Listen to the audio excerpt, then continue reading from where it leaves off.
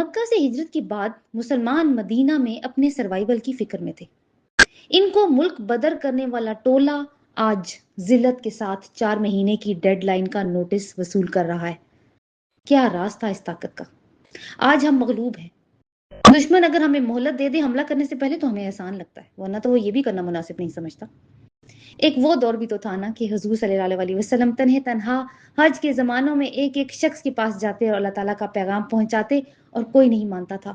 اور آج حج اکبر کا دن کہ بازی پلٹ چکی ہے۔ اتنے سخت خطبے میں توبہ کی بات؟ اللہ بندوں کی اصلاح چاہتا ہے، ان کو سزا نہیں دینا چاہتا۔ آج میرے لیے اعلان برات کیا ہے؟ کیا مجھے بھی کچھ مہلت ملی ہوئی ہے؟ نحمد ونصلی علی رسول الکریم اما بعد اعوذ باللہ من الشیطان الرجیم بسم اللہ الرحمن الرحیم رب اشرح لی صدری ویسر لی امری واحلل عقدۃ من لسانی یفقہوا قولی اللہم ارنا الحق حقا وارزقنا اتباعہ وارنا الباطل باطلا وارزقنا اجتنابہ رب یسر ولا تعسر وتمم بالخیر آمین یا رب العالمین۔ سورہ توبہ کا آغاز کرنے جا رہے ہیں ہم سٹارٹ سے، تو کوئی تمہید تو باندھنے کی ضرورت نہیں ہے، انٹروڈکشن ہمارا لاسٹ ٹائم ہو چکا تھا۔ تو شروع کرتے ہیں پہلی آیت سے۔ براءۃ من اللہ ورسولہ الی الذین عاہدتم من المشرکین، صدق اللہ العظیم۔ براءۃ من اللہ، اعلان برات ہے اللہ کی طرف سے، ورسولہ اور اس کے رسول کی طرف سے، الی الذین ان لوگوں کی طرف جن سے عاہدتم تم نے معاہدہ کیا، من المشرکین مشرکین میں سے، یعنی ایک اعلان برات، یا آپ یوں کہیں کہ ایک فیصلہ کیا جا رہا ہے اللہ تعالیٰ کی طرف سے برات کا، اللہ کی طرف سے، رسول کی طرف سے۔ اور کن لوگوں سے برات ہے؟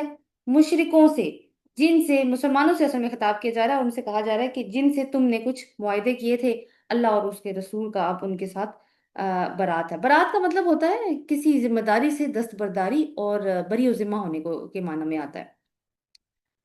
اس سورہ کے سٹارٹ میں بسم اللہ نہیں لکھی ہوئی، اس لیے میں نے بسم اللہ کی تلاوت بھی نہیں کی، اور اس کی مختلف وجوہات ہیں جو مفسرین نے بیان کی ہیں، اور کچھ اختلاف بھی اس میں پایا جاتا ہے، لیکن امام فخر الدین رازی رحمہ اللہ نے ایک بات لکھی کہ رسول اللہ صلی اللہ علیہ وسلم نے خود اس کے آغاز میں بسم اللہ نہیں لکھوائی تھی، اس لیے صحابہ اکرام نے بھی نہیں لکھی، اور بعد کے لوگ بھی اسی کی پیروی کرتے رہے۔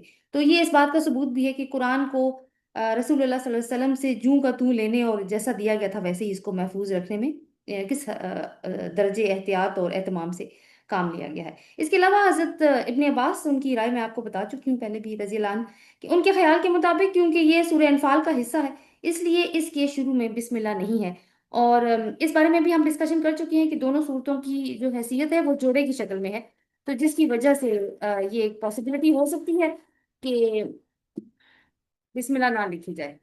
پلیز مائکس کا خیال رکھیے۔ سو اس کی تھوڑی سی ڈیٹیل اب دیکھ لیتے ہیں ہم کہ کیا مطلب ہے۔ برا کا مطلب میں نے آپ کے سامنے رکھ دیا ہے۔ اس کا پس منظر کیا ہے؟ آمنہ عادل اپنا مائک آف کر لیجیے۔ اس کا پس منظر یہ ہے کہ جیسے کہ انٹرو میں آپ سے بات ہو چکی تھی کہ یہ جو پہلا خطبہ ہے آیت نمبر 1 سے لے کے 38 تک، یہ نازل ہوا ہے 9 ہجری میں، اس وقت جب رسول اللہ صلی اللہ علیہ وسلم حضرت ابو بکر صدیق کو امیر حج بنا کر حج کے لیے روانہ کر چکے تھے، اور ان کے ساتھ ظاہر ہے کہ وہ لوگ شامل تھے جو کہ حج کرنے جا رہے تھے۔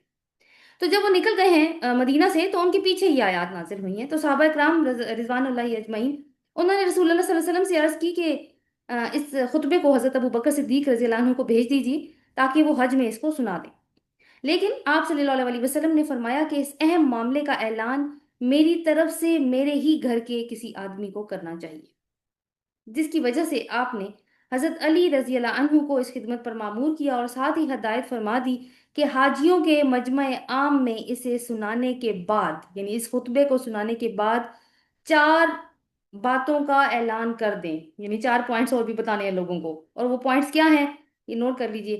نمبر 1، جنت میں کوئی ایسا شخص داخل نہیں ہوگا جو دین اسلام کو قبول کرنے سے انکار کرے۔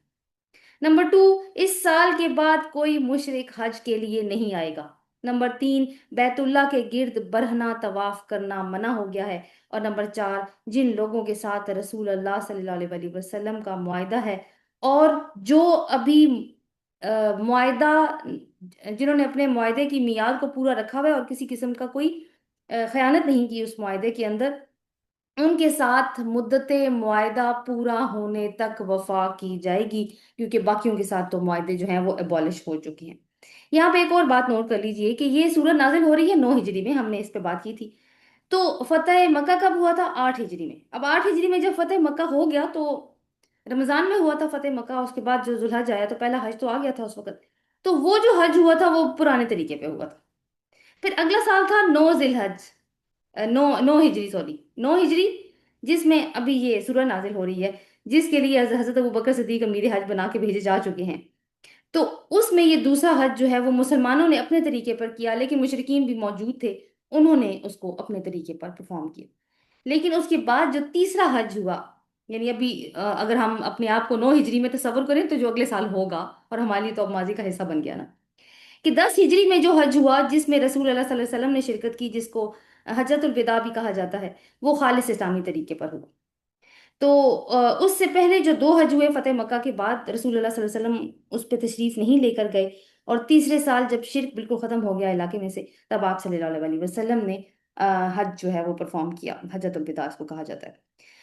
اچھا، ایک پوائنٹ تو یہ ہو گیا کہ برات کا فیصلہ ہو گیا اللہ تعالیٰ کی طرف سے اور رسول کی طرف سے، اور اس کو ابھی پڑھ کے سنانا ہے کسی دن، وہ آگے ہم دیکھیں گے کہ کس دن ہم نے سنانا ہے، ظاہر ہے حج کا موقع ہے۔ اب یہ ہے کہ ایک اور پوائنٹ سائڈ میں یہ ہے کہ کن سے اعلان برات ہوا ہے؟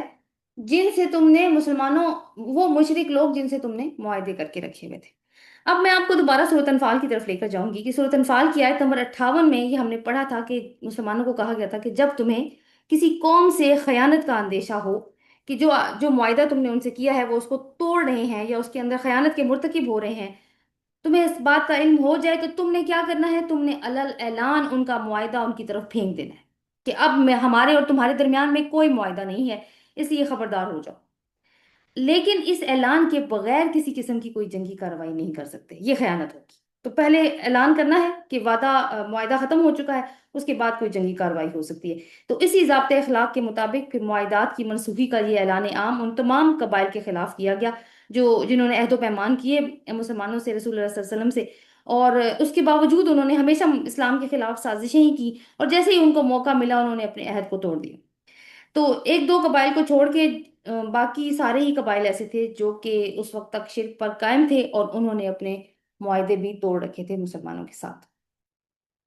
اب ہم ساتھ میں ایک اور چیز کر لیتے ہیں، یہ تو اس کا ایک بنیادی مفہوم ہو گیا کہ میں آپ کو سورۃ انفال کی طرف لے کے جائیں گی، کیونکہ ہم ایک ڈیولپمنٹ دیکھیں گے، جیسے کہ ہم نے اپنے انٹروڈکشن میں بھی بات کی تھی کہ سورۃ انفال اور سورہ توبہ کے درمیان میں آپ کے سامنے ایک سلائڈ رکھتی ہوں، آپ دیکھیے اس میں دو آیت، ایک کمپیریٹیو ٹیبل ہے، ایک طرف انفال لکھا ہوا ہے اور ایک طرف توبہ لکھا ہوا ہے، دونوں میں آیت نمبر ایک ہی آپ کے سامنے یہاں پہ لکھی ہوئی نظر آ رہی ہے۔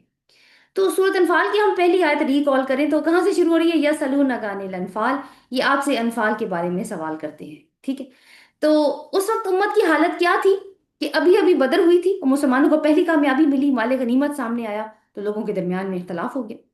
تو مسلمانوں کی جماعت کو پھر کیا حکم دیا گیا کہ تم کیا کرو؟ اب میں اس کا پورا ترجمہ آپ کے سامنے رکھ رہی ہوں، یہ آیت بھی پوری رکھ رہی ہوں۔ قل الانفال للہ والرسول فاتقوا اللہ واصلحوا ذات بینکم واطیعوا اللہ ورسولہ ان کنتم مؤمنین۔ لوگ آپ سے انفال کے بارے میں، یہاں پہ میں نے ترجمہ اموال غنیمت ہی کیا ہے، اس کے بارے میں سوال کرتے ہیں، لیکن آپ کو پتہ ہے کہ ہماری ایک اس میں کافی اچھی ڈسکشن ہو چکی تھی جب ہم نے سورۃ انفال کیا تھا کہ انفال کس چیز کا جواب تھا اصل میں۔ تو ان سے کہہ دیجئے کہ اموال غنیمت کے مالک تو اللہ اور اس کا رسول ہے، سو تم اللہ کا تقوی اختیار کرو اور اپنے آپس کے معاملات کو درست کرو اور اللہ اور اس کے رسول کی اطاعت کرو اگر تم ایمان لانے والے ہو۔ تو یہ اس وقت تھا، آپ دیکھیں کہ مسلمانوں کو تربیت کی گئی تھی یہاں پہ۔ تو گویا اس وقت کیا مسئلہ چل رہا تھا کہ اندرونی اتحاد اور وحدت ہونی چاہیے جماعت کے اندر، لیکن وہ تو 2 ہجری کی بات تھی۔ اب ہم جو سورت پڑھ رہے ہیں سورت توبہ، یہ تو 9 ہجری میں نازل ہو رہی ہے۔ تو سورت توبہ کی پہلی آیت کیا ہے؟ براءۃ من اللہ ورسولہ الی الذین عاہدتم من المشرکین۔ یہاں پہ آپ دیکھیے کہ یعنی اس سٹیج تک آتے آتے کوئی سوال نہیں پوچھا جا رہا بلکہ ایک فیصلہ ہے جو سنایا جا رہا ہے۔ اور اس وقت امت کا حال کیا ہے کہ عرب تقریباً سارا ہی اسلام کے زیر اثر آ چکا ہے، ایک مضبوط ریاست بن چکی ہے۔ تو اب معاملات جو جو سوری معاہدات ہیں اور بین الاقوامی تعلقات پہ فیصلہ صادر ہو رہا ہے، گویا مسئلہ اندرونی وحدت سے نکل کر اب خارجی قیادت کا ہو چکا ہے۔ تو انفال میں امت اپنے اندر کے اختلافات پر قابو پانا سیکھ رہی ہے، جبکہ توبہ میں وہ دنیا کے سامنے اپنا رول رکھ رہی ہے۔ تو انفال کی پہلی آیت میں جو حکم دیا گیا تھا، توبہ کی پہلی آیت اسی حکم کے ثمرات میں سے ایک ثمر ہے کہ لوگوں نے اس کے اوپر عمل کیا اور اب یہ سچویشن آئی۔ تو اب مسلمان فیصلہ کرنے کی پوزیشن میں آ چکے ہیں دوسروں کی تقدیروں کا۔ تو اگر انفال کی پہلی آیت پر عمل نہ ہوتا تو یہ واضح برتری توبہ میں نظر نہ آتی۔ تو کیا ہمیں نظر آ رہا ہے اس آیت میں کہ اللہ اور اس کے رسول کا اعلان حاکمیت ہے، طاقت کا اظہار ہے، مسلمانوں کے غلبے کا اعلان ہے۔ دوسری بات یہ ہے کہ آپ مشرکوں سے سیاسی اور قانونی برات ہے، تم الگ ہو ہم الگ ہیں، ہم ساتھ نہیں چل سکتے۔ ساتھ چلنا ہے تو تمہیں کمپرومائز کرنا ہوگا۔ پالیسی بدل چکی ہے، دفاع سے پہلے دفاعی پالیسی تھی مسلمانوں کی، اب جانے ہانا پوزیشن پر آ چکی ہے۔ آیت نمبر 2 دیکھتے ہیں۔ فَسِیحُوا فِی الْأَرْضِ، سیحو کو انڈرلائن کیجیے۔ فَسِیحُوا فِی الْأَرْضِ أَرْبَعَةَ أَشْهُرٍ وَاعْلَمُوا أَنَّکُمْ غَیْرُ مُعْجِزِ اللَّهِ وَأَنَّ اللَّهَ مُخْزِی الْکَافِرِینَ۔ غیر معجز اللہ والا ایکسپریشن بھی انڈرلائن کر لیجیے۔ فسیحو پس چلو پھرو تم زمین میں، اربعۃ اشہر 4 مہینے، وعلموا اور جان رکھو، انکم غیر معجز اللہ کہ تم اللہ کو کہ بے شک تم اللہ کو عاجز کرنے والے نہیں ہو، وان اللہ مخزی الکافرین اور بے شک اللہ کافروں کو رسوا کرنے والا ہے۔ فسیحو کا مطلب ہوتا ہے سیر کرو، کھلے پھرو، مہلت ہے، کوئی نہیں پکڑے گا تمہیں، 4 مہینے کی مہلت دی گئی ہے تمہیں، کوئی کچھ نہیں کہے گا۔ اور فی الارض کا جو لفظ یہاں پہ استعمال ہوا ہے وہ بھی وسعت کے لیے، وسعت میں اضافہ کرتا ہے کہ پوری زمین کھلی ہے، تمہیں کوئی کچھ نہیں کہے گا۔ اب اوپر والی آیت کا خطاب کا رخ کس طرف تھا؟ مسلمانوں کی طرف۔ یہاں سے سیدھی بات مشرکین سے کی جا رہی ہے، اور خطاب کی یہ تبدیلی اس دھمکی کی شدت اور اس کے فیصلے کن ہونے کی دلیل بھی ہے۔ مسلمانوں کو خطاب کر کے یہ نہیں کہا کہ ان مشرکوں کو بتا دو کہ اللہ نے یہ اعلان برات کیا ہے، نہیں، خود بتایا اللہ تعالیٰ نے کہ اب 4 ماہ کی مہلت ہے، ڈیڈ لائن دے دی گئی ہے تمہیں۔ یہ اعلان کس دن ہوا؟ 10 ذی الحج کو۔ 10 ذی الحج کو کون سا دن کہتے ہیں؟ یوم النحر، قربانی کا دن ہوتا ہے نا، 9 ہجری۔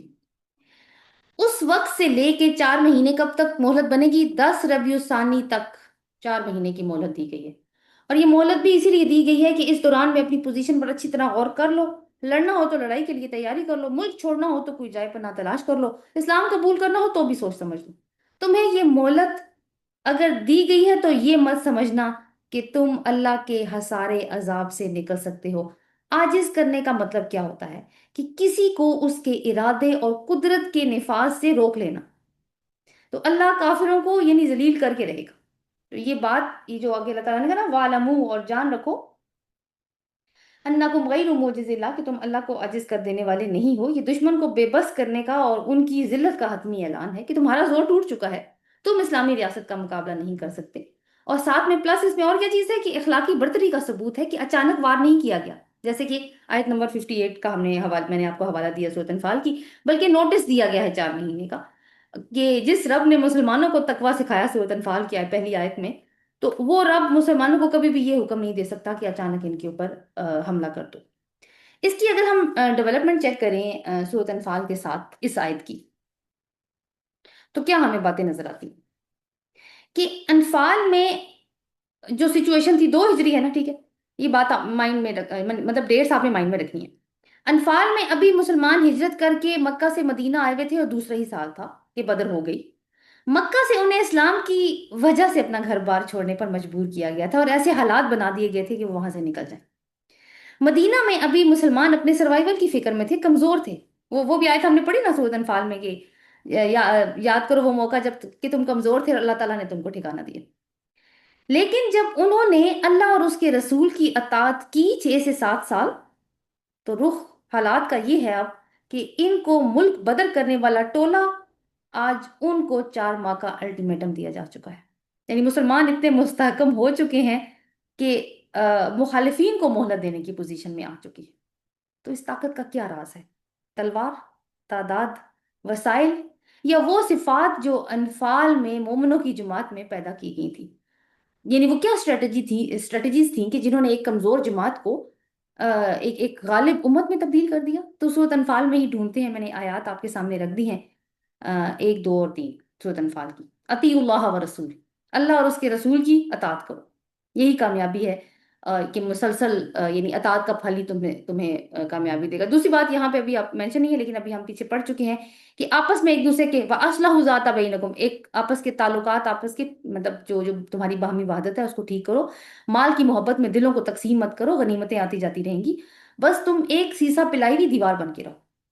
پھر آپ دیکھیں کہ آیت نمبر 2 میں اور اس کے بعد 3 میں بھی مومنین کی 5 صفات بتائی گئی ہیں، جس میں کیا ہے کہ انما المومنون الذین اذا ذکر اللہ وجلت قلوبہم، جب ان کے سامنے اللہ کا ذکر کیا جاتا ہے تو ان کے دل اللہ کے سامنے حاضر ہوا ہوا محسوس کرتے ہیں اپنے آپ کو۔ وَإِذَا تُلِيَتْ عَلَيْهِمْ آیاتہ، اور جب ان کے اوپر آیات کی تلاوت کی جاتی ہے قرآن پاک کی آیات کی، زادتہم ایمانا، ان کا ایمان بڑھ جاتا ہے۔ نمبر 2، وَعَلَىٰ رَبِّهِمْ يَتَوَكَّلُونَ، اور اپنے رب پر ہی بھروسہ کرتے ہیں۔ نمبر 3، آیت نمبر 3 میں دیکھیے، الذین یقیمون الصلاۃ ومما رزقناہم ینفقون، جو نماز قائم کرتے ہیں اور جو رزق ہم نے ان کو دیا اس میں سے وہ خرچ کرتے ہیں۔ تو یہ ساری جو صفات ہیں یہ سارا ایک کریکٹر فارمیشن کا ایک ماڈل ہے، اور پھر قربانی اور ہجرت بھی اس کے ساتھ جوڑ لیں تو سورہ توبہ میں ملنے والا غلبہ میدان جنگ میں نہیں بلکہ دلوں اور کرداروں کی تعمیر سے ہوا۔ آج ہم مغلوب ہیں، امت مغلوب ہے، بلکہ ہمیں مہلت دی جاتی ہے دشمنوں کی طرف سے شرائط رکھ کے۔ تو وجہ کیا ہے؟ یہی کریکٹر فاؤنڈیشن مسنگ ہے انفرادی طور پر۔ ایک ایک فرد مل کے یہ حکومت بنتا ہے۔ تو خواب تو ہم بھی غلبے کا دیکھتے ہیں، مگر خواب کوششوں اور قربانیوں سے ہی حقیقت بنتے ہیں، ورنہ تو وہ ایک وشفل تھنکنگ ہی بن کر رہ جاتی ہے۔ اگلی آیت کو دیکھتے ہیں، آیت نمبر 3، وَأَذَانٌ مِّنَ اللَّهِ وَرَسُولِهِ إِلَى النَّاسِ يَوْمُ الْحَجِّ الْأَكْبَرِ، اذان کا لفظ جو ہے نا وہ اس کو انڈر لائن کر لیجئے، اور دوسرا حج الاکبر کا جو لفظ ہے اس کو انڈر لائن کریے۔ آمنہ کائنڈلی مائک دیکھیے گا اپنا۔ تو کیا اللہ تعالیٰ کہہ رہے ہیں کہ وَأَذَانٌ مِّنَ اللَّهِ وَرَسُولِهِ إِلَى النَّاسِ يَوْمَ الْحَجِّ الْأَكْبَرِ، اور اعلان ہے اللہ کی طرف سے اور اس کے رسول کی طرف سے ان لوگوں کی طرف حج اکبر کے دن۔ کیا اعلان ہے؟ ان اللہ بریء من المشرکین، کہ بے شک اللہ بریء ذمہ ہے مشرکوں سے، ورسولہ، اور اس کا رسول بھی۔ فَإِن تُبْتُمْ، پھر اگر تم توبہ کر لو، فَهُوَ خَيْرٌ لَكُمْ، تو وہ تمہارے لیے بہتر ہے۔ وَإِن تَوَلَّيْتُمْ، اور اگر تم منہ پھیرتے ہو، فَاعْلَمُوا، تو جان لو، أَنَّكُمْ غَيْرُ مُعْجِزِ اللَّهِ، کہ تم اللہ کو عاجز کرنے والے نہیں ہو۔ وَبَشِّرِ الَّذِينَ كَفَرُوا بِعَذَابٍ أَلِيمٍ، تو خوشخبری دے دیجئے ان کو جنہوں نے کفر کیا ہے دردناک عذاب کی۔ کیا پوائنٹس ہیں مین اس میں؟ سب سے پہلے اذان من اللہ، یہ اعلان ہے اللہ کی طرف سے۔ دیکھیں جو پہلی آیت ہے نا اس میں اللہ تعالیٰ نے فیصلہ سنایا ہے، دوسری آیت کو ہم کہہ سکتے ہیں وہ مہلت ہے، اور تیسری آیت جو ہے نا وہ ایک عوامی یا سرکاری اعلان ہے اللہ تعالیٰ کی طرف سے اور رسول کی طرف سے۔ ٹھیک ہے، تو اعلان کر دیا گیا اس فیصلے کا جو آیت نمبر 1 میں آیا تھا لوگوں کی طرف، کس دن؟ حج اکبر کے دن۔ حج اکبر کیا ہوتا ہے یہ ہم دیکھیں گے، اور اعلان کیا ہے؟ ان اللہ بریء من المشرکین ورسولہ، یہی اعلان ہے۔ لیکن ایک اور پوائنٹ اس میں جو اللہ تعالیٰ نے ڈالا وہ کیا ہے کہ اگر تم توبہ کر لو تو یہ تمہارے لیے بہتر ہے۔ ٹھیک ہے، اس کو اپنے مائنڈ میں رکھنا ہے، یہ ایک اہم پوائنٹ ہے۔ اور پھر آگے کہا کہ وَإِن تَوَلَّيْتُمْ فَاعْلَمُوا أَنَّكُمْ غَيْرُ مُعْجِزِ اللَّهِ، لیکن اگر تم منہ پھیرتے ہو تو تم اللہ کو عاجز کرنے والے نہیں ہو۔ اور آگے آگے جو ہے وہ خوشخبری دی گئی ہے، مطلب طنز کیا گیا ہے کہ عذاب علیم کی۔ تو اذان کا جو لغوی معنی ہے نا وہ ہے منادی کروانا۔ ٹھیک ہے، کیا منادی ہوئی یا کیا اعلان کیا گیا کہ اللہ اور اس کا رسول تمام مشرکوں سے بری ذمہ ہے حج اکبر کے دن۔ حج اکبر کا دن کون سا ہے اس کو دیکھیں، نوٹ کر لیجئے کہ 10 ذی الحج، جسے یوم النحر کہا جاتا ہے۔ حدیث میں آیا کہ حجۃ الوداع میں رسول اللہ صلی اللہ علیہ وسلم نے خطبہ دیتے ہوئے حاضرین سے پوچھا تمہیں معلوم ہے یہ کون سا دن ہے؟ تو لوگوں نے عرض کیا یوم النحر ہے۔ فرمایا ھذا یوم الحج الاکبر، یہ حج اکبر کا دن ہے۔ تو حج اکبر کا جو لفظ ہے نا یہ حج اصغر کے مقابلے میں ہے۔ اب کیا فرق ہے دونوں میں؟ عرب جو ہے وہ عمرے کو حج اصغر کہتے ہیں، یعنی چھوٹا حج، اور اس کے مقابلے میں وہ حج جو ذوالحجہ کی مقررہ تاریخوں میں کیا جاتا ہے اس کو حج اکبر کہا جاتا ہے۔ تو یہ دو ڈیفرنسز ہیں۔ تو اس دن یعنی یوم النحر میں یہ اعلان ہوا۔ تو حج اکبر کے موقع پر اعلان کرنے کی حکمت کیا تھی؟ وہی موقع کیوں چنا گیا کہ اس موقع پہ ملک کے کونے کونے سے لوگ جمع ہوتے ہیں، جس کے سبب کیا ہوتا ہے کہ وہ بات وہاں پہ پھیل جاتی ہے جس کو پھیلانا مقصود ہوتا ہے۔ اسی وجہ سے وہ الی الناس کا لفظ بھی آیا، کیونکہ ہر طرح کا بندہ وہاں پہ موجود ہوگا۔ جب میں ان آیات کی تفسیر کی ریسرچ کر رہی تھی نا تو مجھے وہ زمانہ یاد آ گیا، رسول صلی اللہ علیہ وسلم کی سیرہ میں ہم نے پڑھا کہ جب رسول اللہ صلی اللہ علیہ وسلم نے اپنی دعوت حق دینی شروع کی تو اکیلے تھے نا، تو حج کا زمانہ آ گیا اور کفار مکہ جو ہیں وہ ولید بن مغیرہ کے گھر پہ جمع ہوئے، اور مشورہ ہوا کہ چونکہ حج میں ہر طرف سے لوگ مکہ آتے ہیں اور محمد صلی اللہ علیہ وسلم بھی اس موقع سے فائدہ اٹھائیں گے، وہ اپنا جو پیغام ہے وہ لوگوں تک رکھیں گے، بتائیں گے کہ میں کون ہوں۔ تو اس سے پہلے ہمارے پاس بھی ایک متفقہ لائے عمل ہونا چاہیے اس کو کاؤنٹر کرنے کے لیے، کہ جو کہ ہم لوگوں کو حضرت محمد صلی اللہ علیہ وسلم اور قرآن سے دور کرنے اور ان کی دعوت میں شک ڈالنے اور اس دعوت کو بدنام کرنے کے لیے کریں گے۔ تو کسی نے مشورہ دیا کہ ولید بن مغیرہ کے گھر میں اب میٹنگ ہو رہی ہے، اور کسی نے مشورہ دیا کہ ہم محمد صلی اللہ علیہ وسلم کو کاہن کہیں گے، کسی نے کہا مجنون کہیں گے، کوئی کہہ رہا تھا کہ شاعر، کوئی کہہ رہا تھا کہ جادوگر ہونے کا الزام لگائیں گے، اور انہوں نے اس طرح سے کچھ کیا بھی۔ رسول اللہ صلی اللہ علیہ وسلم اب حج کا موقع ہے تو ایک ایک قبیلے کی طرف جاتے تھے، ایک ایک خیمے میں جھانکتے اور فرماتے کہ میں تمہاری طرف اللہ کا رسول، تم سے کہتا ہوں کہ اللہ کی عبادت کرو، اس کے ساتھ کسی کو شریک نہ بناؤ، بتوں سے الگ ہو جاؤ اور مجھ پر ایمان لاؤ، میری تصدیق کرو، میری حمایت کرو، یہاں تک کہ میں اللہ کی طرف سے ساری بات کھول کر رکھ دوں جس کے ساتھ مجھے مامور کیا گیا ہے۔ اور ابو لہب وہ آپ صلی اللہ علیہ وسلم کے پیچھے پیچھے رہتا تھا، اور جس کو بھی آپ پیغام دے کر نکلتے تھے اس کو جا کر کہتا تھا کہ اپنے معبودوں کو، اپنے لات منات اور عزا کو مت چھوڑنا، یہ شخص تمہیں گمراہی کی طرف لے جانا چاہتا ہے، اس کی بات مت سنو۔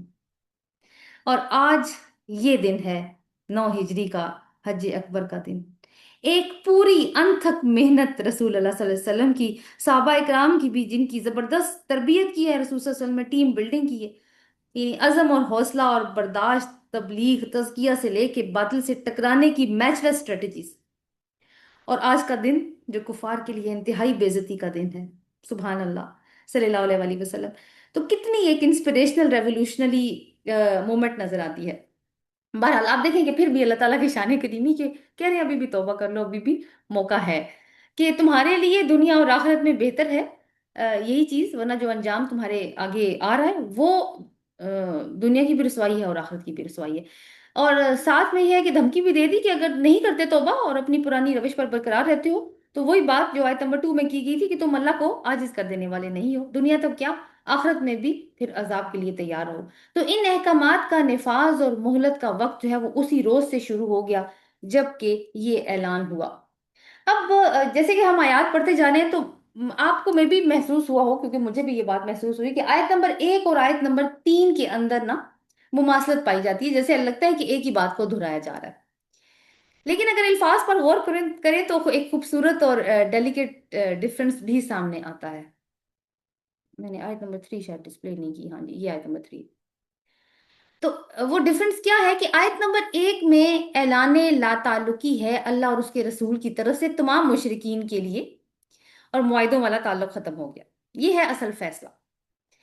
جہاں تک آیت نمبر 3 کا تعلق ہے، یہ مشرکین سے برات کا ذکر تو موجود ہے یہاں پہ بھی جیسے آیت نمبر 1 میں تھا، مگر فرق کیا ہے کہ آیت برات کے لفظ سے نہیں بلکہ اذان کے لفظ سے شروع ہوئی ہے، مطلب یہ ہے کہ اعلان کرنا ہے، وہ بھی اونچی آواز میں، جیسے پہلے بات ہوئی بالکل ایسے جیسے نماز سے پہلے اذان دی جاتی ہے اونچی آواز میں۔ پھر آیت نمبر 1 میں اللہ تعالیٰ کی طرف سے فیصلہ صادر ہوا، بالکل ایسے ہی جیسے حکومت کوئی قانون پاس کرتی ہے نا اپنی پارلیمنٹ میں یا مجلس شورا میں، کوئی قانون پاس ہوتا ہے، اور پھر جیسے کہ آیت نمبر 3 میں دیکھیے کہ اسی فیصلے کی تشہیر عام ہوئی ہے کہ جب قانون پاس ہو گیا تو اب اس کو عوام کے سامنے بھی تو رکھنا ہے نا، سرکاری اعلان کے طور پر، جیسے وہ ڈراموں میں یا فلموں میں ہم دیکھتے تھے نا، حکم عالی ہے، ڈھم ڈھم ڈھم ڈھم ڈھم ایک ڈھول سا بجایا جاتا تھا، اور اس کے بعد بتاتے تھے کہ یہ فیصلہ ہوا ہے اور سب کا اس کے اوپر عمل کرنا ضروری ہے۔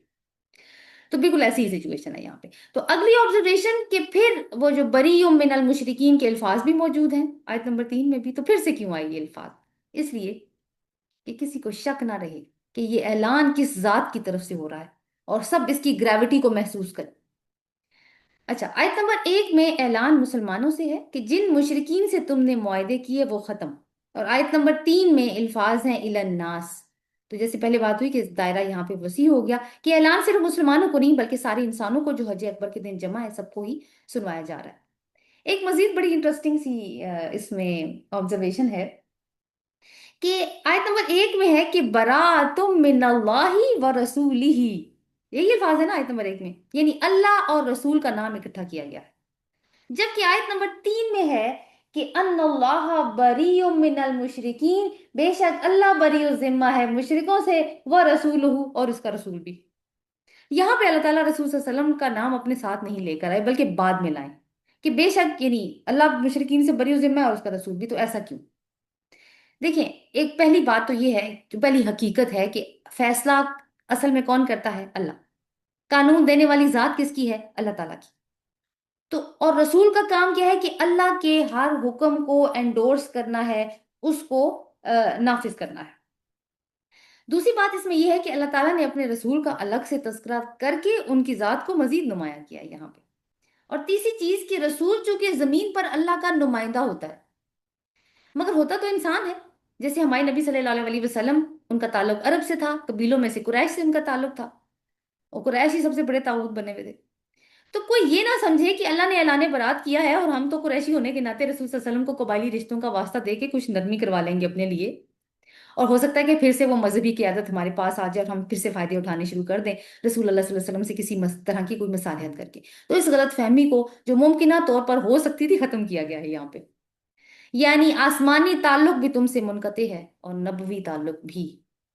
جب حدیبیہ کا معاہدہ ٹوٹا تھا نا، تو قریش نے پہلے تو بڑے جوش میں توڑ دیا تھا نا وہ معاہدہ، لیکن جب تھوڑا سا وقت گزرا تو ان کو سمجھ آ گئی تھی کہ اب نتائج اچھے نہیں ہوں گے، تو ابو سفیان کو مدینہ بھیجا کہ جاؤ معاہدہ رینیو کر کے آؤ، لیکن رسول اللہ صلی اللہ علیہ وسلم نے نہیں کیا۔ حالانکہ کچھ مسلمانوں کا خیال تھا کہ رسول اللہ صلی اللہ علیہ وسلم کو یہ کر لینا چاہیے کیونکہ قریش کا سردار خود چل کر آیا ہے، لیکن رسول صلی اللہ علیہ وسلم نے ایسا نہیں کیا۔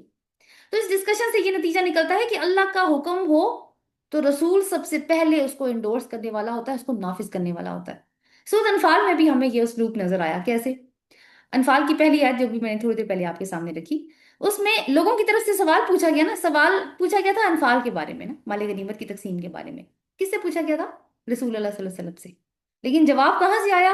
اللہ کی طرف سے، کہ اس جواب کو پہنچانا ہے اور نافذ کروانا ہے کس نے؟ رسول نے۔ یہ ہمیں کیسے پتا معلوم ہوا کہ اللہ کی طرف سے جواب آیا؟ کل کا صیغہ استعمال ہوا، کل الانفال للہ و رسول، کہہ دیجیے انفال تو صرف اللہ اور اس کے رسول کے ہیں۔ تو رسول کی ذات وہ دھاگا ہے جو انسان کو اللہ تعالیٰ سے جوڑتا ہے۔ اب ایک اور بڑی انٹرسٹنگ اس میں آبزرویشن، کہ سورت کا آغاز برات سے ہوا، معاہدات کے خاتمے پر ہوا، 4 مہینے کی مہلت دے دی، حج اکبر کے دن اعلان ہو گیا۔ ایسے ماحول میں انسان یہ توقع کرتا ہے کہ اب بس وعید ہی وعید ہوگی، کیونکہ ابھی تک تو وعیدیں چلتی چلی آ رہی ہیں، لیکن اچانک درمیان میں توبہ کی بات۔ تو کیا مطلب؟ یعنی توبہ کا دروازہ ابھی بھی کھلا ہے کیا؟ تو جی اس کا مطلب تو صاف صاف یہی نظر آ رہا ہے۔ تو اس کا کیا مقصد ہے کہ اللہ تعالیٰ نے ابھی بھی توبہ کا دروازہ کھولا ہے؟ تو میرا خیال ہے اس کا مطلب تو ایک تو یہ ہے کہ اللہ کا مقصد لوگوں کو سزا دینا نہیں ہے بلکہ اصلاح کرنا ہے، کیونکہ اگر سزا دینا ہی مقصد ہوتا تو پھر 4 ماہ کی مہلت نہ دی جاتی اور توبہ کی دعوت بھی نہ دی جاتی۔ دوسری بات ہے کہ رسول اللہ صلی اللہ علیہ وسلم کے ہاتھوں مطلب ان کے موجودگی میں یہ اعلان کروایا جا رہا ہے نا، آخری رسول ہیں اور ان کو بنا کے بھیجا گیا رحمت للعالمین، تمام انسانوں کے لیے رحمت، عذاب دینے کے لیے نہیں بھیجا گیا ان کو۔ تو اور دین کا اصل مقصد کیا ہے کہ وہ انسانوں کو ہدایت پہ رکھنا ہے، اور پھر فرمایا کہ اس میں تمہارا اپنا فائدہ ہے۔ دیکھیے آیت کو دوبارہ سے، اللہ تعالیٰ کیا کہتے ہیں؟ فَإِن تُبْتُمْ، اگر تم توبہ کر لو فَهُوَ خَيْرٌ لَكُمْ، تو وہ تمہارے لیے بہتر ہے، یہی تمہارا فائدہ ہے اس کے اندر، کسی اور کا کوئی نہیں۔ لیکن ساتھ ہی یہ فرمایا کہ تمہیں یہ نہ لگے کہ اللہ تعالیٰ تم پہ کوئی فیور کر رہا ہے، تمہیں موقع دے گے، تو ساتھ ہی ایک دھمکی کا انداز بھی ہے، وَإِن تَوَلَّيْتُمْ فَاعْلَمُوا أَنَّكُمْ غَيْرُ مُعْجِزِ اللَّهِ، کہ اگر تم منہ پھیرتے ہو، یعنی اس کو کوئی کمزوری مت سمجھو، تو دھمکی بھی دے دی ہے کہ اللہ کو تم عاجز نہیں کر سکتے۔ تو قرآن یہاں پہ 2 راستے دکھا رہا ہے، توبہ کا راستہ جس کا نتیجہ خیر ہے، اور اعراض یا اگنور کرنے کا راستہ جس کا نتیجہ عذاب علیم ہے۔ تو فیصلہ پھر سے انسان کے ہاتھ میں دے دیا ہے، راستے واضح کر دی ہیں، اور یہ ہے کہ رحمت الہی اور اللہ کی ہیبت ساتھ ساتھ نظر آ رہی ہے۔ تو پھر میرے لیے ان آیات میں کیا ہدایت ہے، کیا سبق ہے؟ کیا یہ صرف ایک تاریخی واقعہ ہے جس کو سمجھ کر ہم آگے بڑھ جائیں، یا پھر انفال کے ساتھ کمپیریزن کر کے کچھ علمی پیاس بجھا لیں کہ کیا ڈیولپمنٹ ہو رہی ہے؟ تو کچھ اسباق کے حوالے سے بات کر لیتے ہیں کہ پہلی چیز جو ہمیں نظر آتی ہے وہ یہ ہے کہ اللہ کا ظرف اور انسان کا رویہ۔ ہم اب دیکھیں، اب ہم مسلمان ہیں، ٹیڑے مڑے جیسے بھی ہیں، خطا کار ہیں، گناہ گار ہیں، گناہ بھی سرکشی کی ایک شکل ہوتی ہے ویسے تو، لیکن کیا ہم عام مسلمانوں کی بات کر رہی ہوں، کیا ہم یہ ہمت کریں گے کہ اللہ کے مقابلے میں دشمنی کا اعلان کر دیں اور اس کا مقابلہ کرنے میں لگ جائیں؟ مشرکین مکہ نے تو یہ کیا ہے نا۔ تو اللہ کی ذات تو موجود نہیں ہے، لیکن جیسے بات ہوئی کہ رسول اللہ کی کا ہی تو نمائندہ ہوتا ہے، تو اللہ کے رسول سے دشمنی، اذیتیں دینا، سازشیں، الزامات اور کیا کچھ اور نہیں، تو اتنی شدید سرکشی کے باوجود کہتا ہے توبہ کر لو تو تمہارے لیے بہتر ہے، یعنی بار بار مہلت دیتا ہے۔ تو مشرکین کو اللہ تعالیٰ نے مہلت دی ہے کتنی؟ 4 ماہ۔ اور ہمیں ہمیں کتنی مہلت ملی ہوئی ہے؟ ویسے تو ہماری زندگی ہی ہماری مہلت ہے، کبھی بھی ختم ہو سکتی ہے۔ تو پھر میرے لیے اعلان برات کا لمحہ کیا ہوگا؟ یعنی وہ کیا لمحہ ہوگا جب اللہ کی طرف سے ملی گئی مہلت میرے لیے ختم ہو جائے گی؟ اس کا حتمی جواب تو انسانوں میں سے کسی کے پاس بھی نہیں ہے، اللہ ہی بہتر جانتا ہے۔ لیکن مہلت کسی کے لیے بھی ہو، چاہے فرد کے لیے ہو یا قوم کے لیے ہو، ایک بات تو فور شور ہے کہ یہ ہمیشہ نہیں رہتی۔ لیکن یہ تو معلوم ہو رہا ہے نا کہ ایک مہلت ہوتی ضرور ہے، تو پھر اصل سوال جس کا جواب میں خود جانتی ہوں وہ کیا ہے، کہ میں اللہ کی دی ہوئی مہلت کو کیسے استعمال کر رہی ہوں۔ کیونکہ رحمت الہی تو لامحدود ہے، نو ڈاؤٹ، مگر مہلت وہ محدود ہے۔ تو عقل مندی یہی ہوگی کہ آج مہلت سے فائدہ اٹھا کے اللہ کی رحمتوں میں پناہ لے لوں، ورنہ انجام تو پھر بتا ہی دیا گیا۔ دوسرا اس میں سے ایک پوائنٹ یہ نکلتا ہے کہ جب اللہ معاف کر سکتا ہے ایسے سرکشوں کو، تو میں جو اپنے دل میں نفرتوں کا ایک پورا فولڈر بنا کر بیٹھی ہوں، جس میں ہر ایک نے جو میرے ساتھ کوئی بھی زیادتی کی، کوئی حق تلفی کی، کوئی انسلٹ کی، کوئی تلخ کلامی کی، میرا دل دکھایا، کیا میں اس فولڈر کو ڈیلیٹ کر سکتی ہوں؟ تو اسلام ہمیں سکھاتا ہے کہ انسان کو اپنے اندر اللہ کی صفات کی جھلک پیدا کرنی ہے، جیسے العفو، وہ درگزر کرنے والا، محبت سے معاف کرنے والا، اور الغفور، مغفرت کرنے والا۔ تو آج یہ آیت جاننے کے بعد میں نے اپنے دل کی وسعت چیک کرنی ہے، اور اس کا فائدہ صرف مجھے ہی ہے، کسی اور کو نہیں ہے۔ لیکن یہ آیت ایک شرط بھی عائد کرتی ہے کہ اگر کوئی معافی مانگے تو معاف کر دیں، مگر یہ ضرور دیکھیں کہ اس کے اپنے پرانے رویے کی اصلاح اس نے کی ہے یا نہیں کی۔ تو معاف کر دیں، لیکن اگر نہیں کی اصلاح تو پھر ٹرسٹ مت کریں اس وقت تک، جب تک آپ یہ نہ دیکھ لیں کہ اس کے اندر وہ علامات پائی جاتی ہیں جو اصلاح کی طرف جاتی ہیں، ورنہ صرف خالی الفاظ ہی ہیں، کیونکہ کچھ لوگ غلطیاں کرتے ہیں پھر وہ سوری سوری کرتے رہتے ہیں۔ تو اب اسلام ہمیں کوئی اندھی معافی کا درس نہیں دیتا جو ظالم کے ظلم کو مزید بڑھا دے۔ اگر کوئی شخص بار بار آپ کو نقصان پہنچا رہا ہے اور بار بار زبانی معافیا مانگ رہا ہے، تو پھر انسان پر فرض نہیں ہے کہ وہ اپنے آپ کو دوبارہ اس کے ظلم کا نشانہ بنائے۔ رسول اللہ صلی اللہ علیہ وسلم نے ارشاد فرمایا کہ مومن ایک سوراخ سے دو دفعہ نہیں ڈسا جاتا۔ تو توبہ یا معافی کو لے کے کچھ اہم اصول جو یہ آیت برداشت ہمیں ہمیں بیان کرتی ہے، سوری، وہ کیا ہیں؟ یہ تین پوائنٹس میں نے ڈیٹیل میں ہی لکھ دی ہیں، اسکرین پہ آپ کو نظر آ رہے ہوں گے، کہ معاف کرنا دل کی پاکیزگی کے لیے ضروری ہے، اپنے دل کو نفرت، غصے اور انتقام کی آگ سے محفوظ رکھنے کے لیے اللہ کی رضا کی خاطر کسی کو معاف کر دینا ایک اعلیٰ اخلاقی عمل ہے۔ یہ معافی اس بات سے مشروط نہیں کہ سامنے والے نے معافی مانگی یا نہیں، دراصل یہ اللہ تعالیٰ کی صفت غفاری کا ایک عکس ہے جو ہمیں اپنے کردار میں پیدا کرنے کی کوشش کرنی ہے، جس کے نتیجے میں انسان کا اپنا دل ہلکا ہوتا ہے اور وہ خود پرسکون ہو جاتا ہے، جیسے کہ ہم نے پہلے بات کی۔ دوسری بات یہ ہے کہ معافی اور اعتماد ایک ہی چیز نہیں ہو سکتی۔ کسی کو معاف کر دینا اور اس پر دوبارہ اسی درجے کا اعتماد کرنا، یہ دو الگ معاملات ہوں گے۔ اعتماد کی بحالی اس شخص کی اصلاح، اس کی دیانتداری اور رویے میں مثبت تبدیلی سے ہی مشروط ہوگی۔ لہٰذا اگر کوئی شخص بار بار نقصان پہنچاتا اور اپنی غلطیوں پر قائم رہے، اور تو حکمت کا تقاضا کیا ہوگا کہ اسے پھر مناسب حد تک ایک باؤنڈری بنا کے رکھی جائے، خصوصاً تعلق اگر بہت قریبی نوعیت کا ہو۔